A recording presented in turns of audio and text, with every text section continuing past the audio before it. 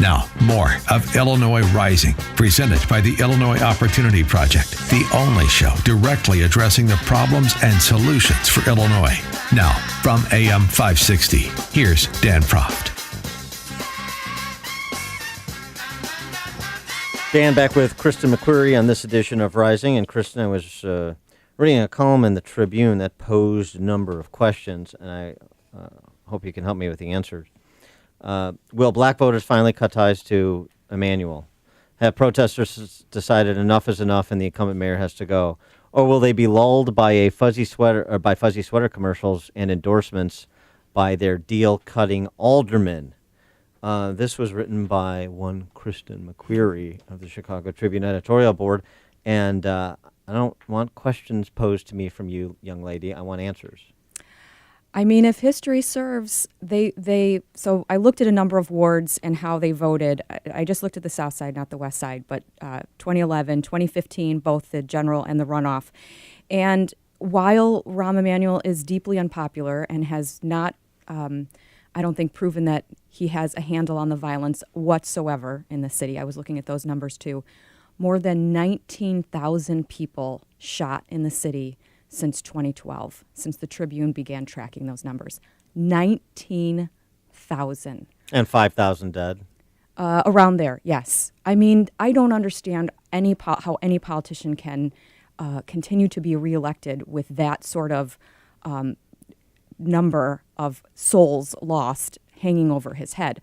However, in wards where the alderman did endorse Rahm, you do see a direct connection between those voters eventually coming around.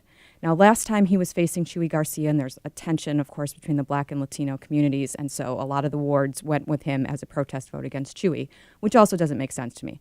But to your general question, it's disappointing because there's so much protest and unrest and destabilization of these neighborhoods under Rahm Emanuel, but it doesn't seem to affect him at the ballot box. Well, so perhaps the canary in the coal mine in terms of answering the questions that you posed in your piece will be the Van Dyke trial, which is scheduled to begin September 5th, right after Labor Day.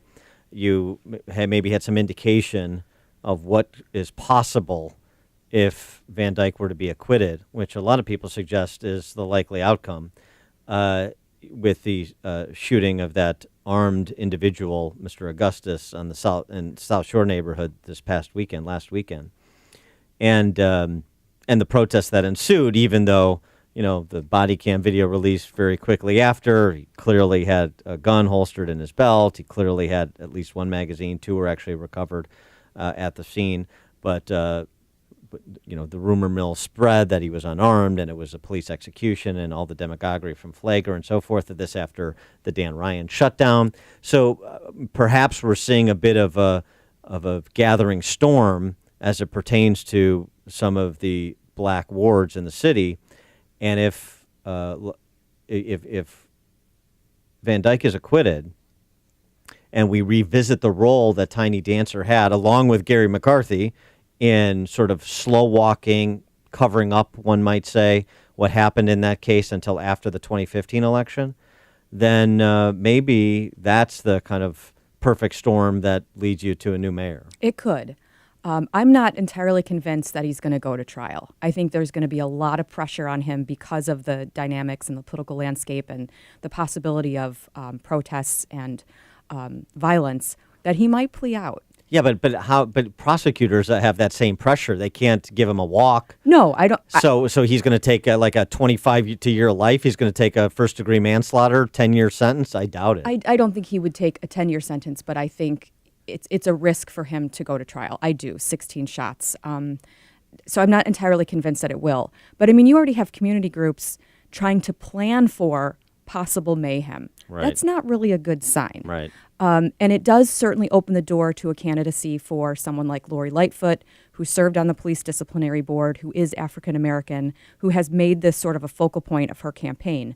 And I would be a little fearful of her if I were Rahm Emanuel. Yeah, it's interesting. So, I mean, we're still early, first quarter of reporting, money raised for many of these new candidates, like Lori Lightfoot. I know your colleague John Cass has been suggesting Paul Vallis may provide the best chance to unseat Rahm in a runoff I think it's probably Lori Lightfoot.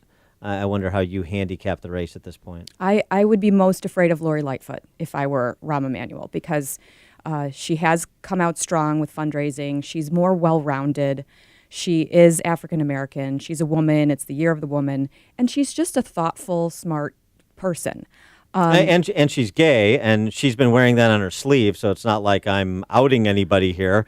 And that is also a political weapon when you're talking about the identity politics of obsessed leftist voters that basically are most of Chicago. Right. I like Paul Vallis too. He's very well-rounded. The next mayor, and I hope voters focus on this. We don't just need someone who has a specialty. Like I appreciate that Gary McCarthy really knows the police department and probably would have some better ideas as to how to fight violent crime. But what does he know about economic development and the pension crisis? There are parts of the city on the south and west sides where it is block after block after block of boarded up and abandoned homes and businesses. And if we don't get a mayor who has a grand vision for urban renewal in some of these parts of the city, I don't see what the point is. I don't want to just see Paul Vallis run on the issue of education and Lori Lightfoot to just run on the police relationship with the community. We need a broad-based, well-rounded candidate. It might end up where Rahm comes out as the most ready to hit the ground running, because there is no time in the city for someone who it needs some on-the-job training. And I fear some of these candidates are that way.